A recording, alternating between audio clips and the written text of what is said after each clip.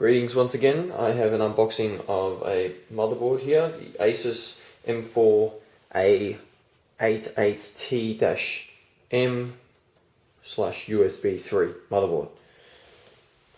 That is a very long, very long name. Anyway, it's a micro ATX AMD motherboard. It's AM3 CPUs only. You can see it's got integrated 4250 graphics. And the 880G chipset supports Phenom 2X3s, Phenom 2X4s. It says it's Phenom 2X 6 core ready. If you so desire to put that in there. Supports overclocking of RAM. It's got core unlocker featured on the board. So if you have like a Phenom X3 with a 4th core disabled, you can try and unlock that. Crossfire X support. Has USB3 native to the board, which is good, as it also says again just below that. On the back, talks about 4 main features: Turbo V, core unlocker, Memo K, which is a single button next to the RAM slots to enable you to, it automatically sets the RAM to be like compatible with the board in case you have any issues. And ASUS's EPU, which is like an energy saving thing, which I find to be rubbish personally. Anyway, whole bunch of specifications for the board, but I'll detail that myself. Yeah, let's get into it. Alright, you get a very plain IO shield panel, an IDE, yummy IDE, and 2 SATA ports. One is a right angled at one end, and you get the user guide, which is actually not that big compared to a lot of user guides, so it's got everything you need, I guess. Driver's disc with a sticker, newer drivers will be online, and a quick start guide in every language except English, so entirely useful for me. This cover, and here is the motherboard.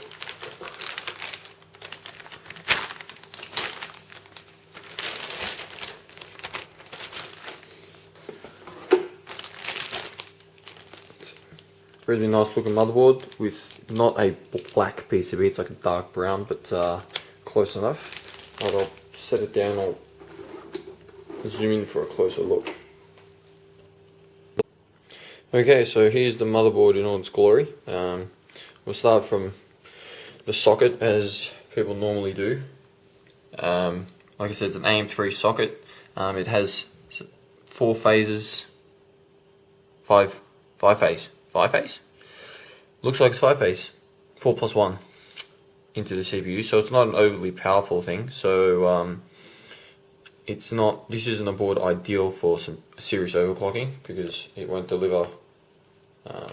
It doesn't have many phases delivered to the CPU. However, it's good for a budget build, which is what this is designed for.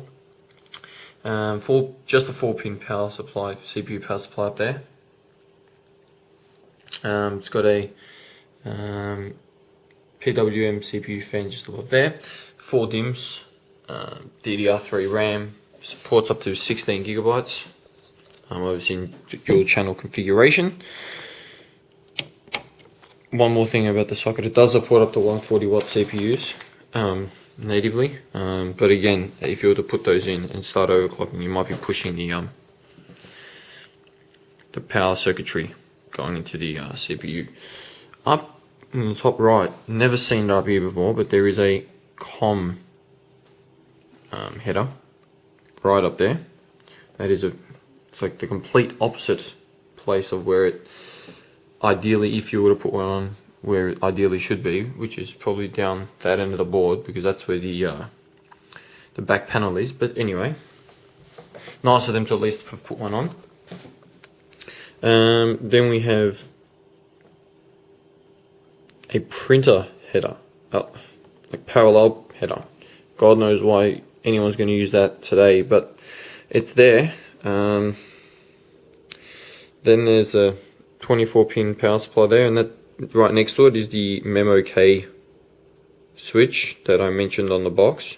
So you just, when you run initial boot, press that and it should do its magic. There's the ID header behind there. One thing I find actually kind of funny is there's no floppy header, which is totally fine, mind you, but there is a printer header. So it's a little odd to have that kind of setup. But anyway, moving on. We have 6 SATA ports there. Now I'm just having a look to see whether or not a dual slot card would take up the first 3, and probably not unless it's a very wide dual slot / 3 slot card. So they should be right on this setup, so it's okay. There's a south bridge with smallest heatsink I've ever seen. That is tiny. Anyway, over here we've got the front panel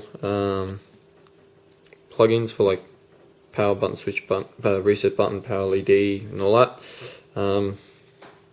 We have 3, 1, 2, 3 extra USB headers, and over here we have what's that? SP diff out, and I think that's front panel audio.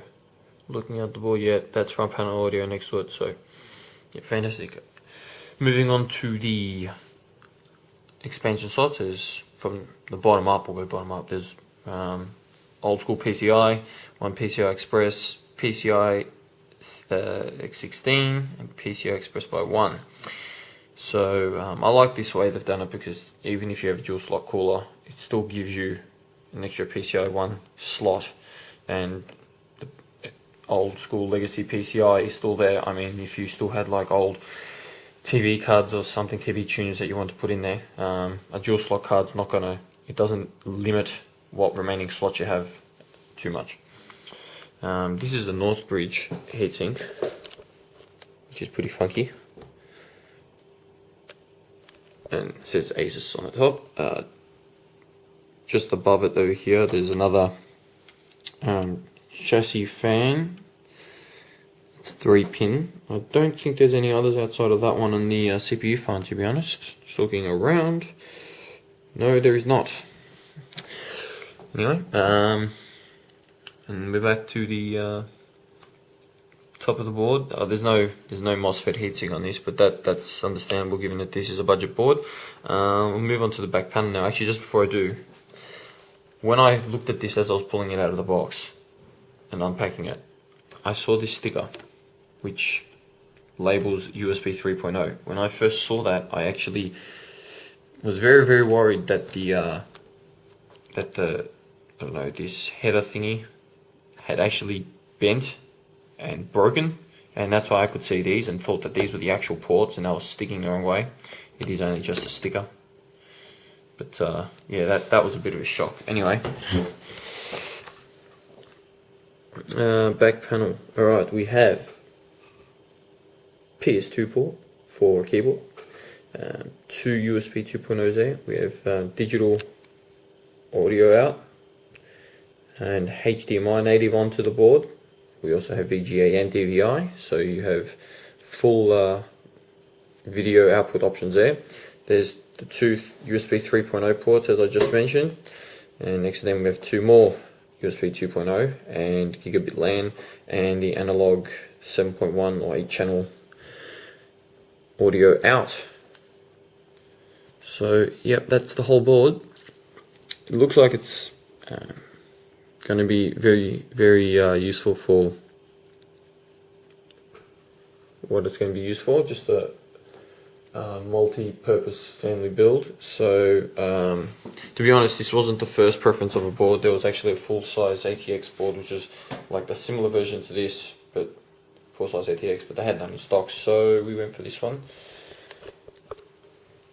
So yeah, just having a once over on the board to make sure that there's nothing important I missed out on. Oh, it says there's a turbo key somewhere. don't know where that is, not important for me. So there you go. Hybrid Crossfire, okay, that I guess is worth mentioning.